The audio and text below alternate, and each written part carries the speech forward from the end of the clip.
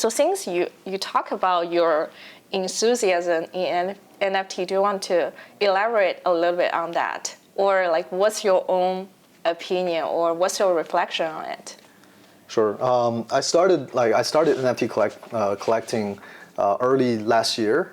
And actually my first NFT was a CryptoKitty back in 2017. That's when I first installed MetaMask back in 2017.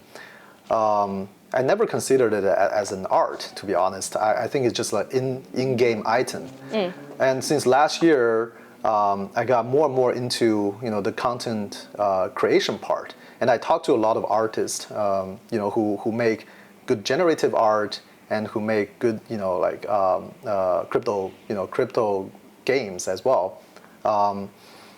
I feel like it's a brand new opportunities out. There are brand new opportunities out there. Just like I said, there are hundreds of millions of creators, but there are only like a handful of digital artists. I think there's a gap in between, and it's good to see that artists from the third world countries, at least they can make a living, right? They can sell their art to the true fans with $5, $10, enough for them to feed their family. So I think that's the most valuable part for me, which I want to give back to the community, and I want to give back in a proper way, right? So, I support some of the artists that I like, and then it's not I want to see them to go into auction houses eventually, or to sell their work for a very high price. But I do think there are going to be 100 times more creators that can get into the NFT space, right? They can at least monetize their work. I think that's essentially that's where my enthusiasm is about. And also building ARPA, we are working on the verifiable random number generator. There's a use case for generative art for that transparent, verifiable, random source as well, right? There are a lot of places in NFT gaming, right? NFT art and just metaverse in general that require random source.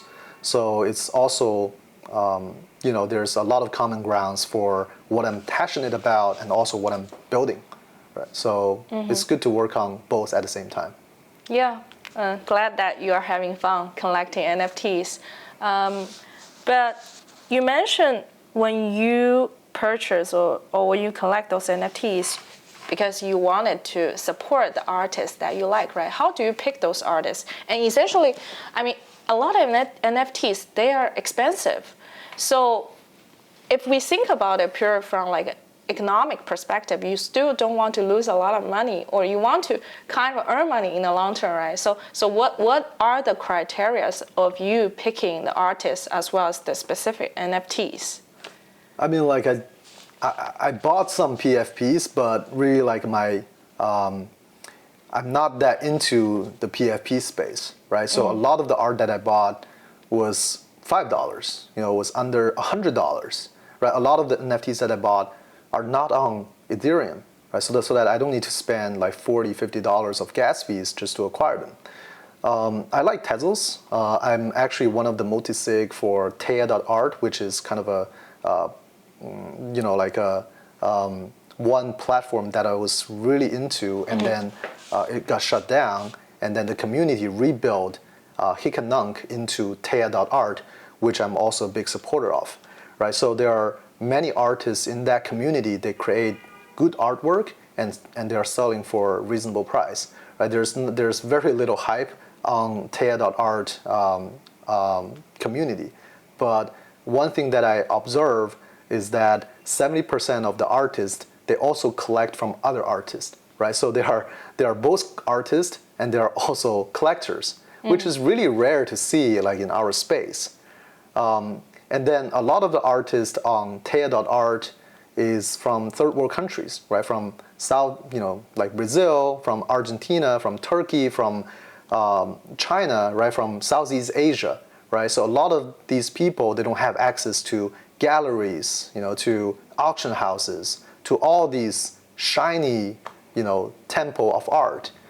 But like internet and also NFT is providing them a new stage to reach the global audience. it's very hard to imagine like someone from over the seas, right, the other side of the world, purchase their art prior to Teardot art, prior to NFTs, right? So there's definitely a lot of hype around NFTs, but there's also kind of a secret paradise for NFTs as well. Artists always support each other. It's not surprising because I've worked with a lot of different artists.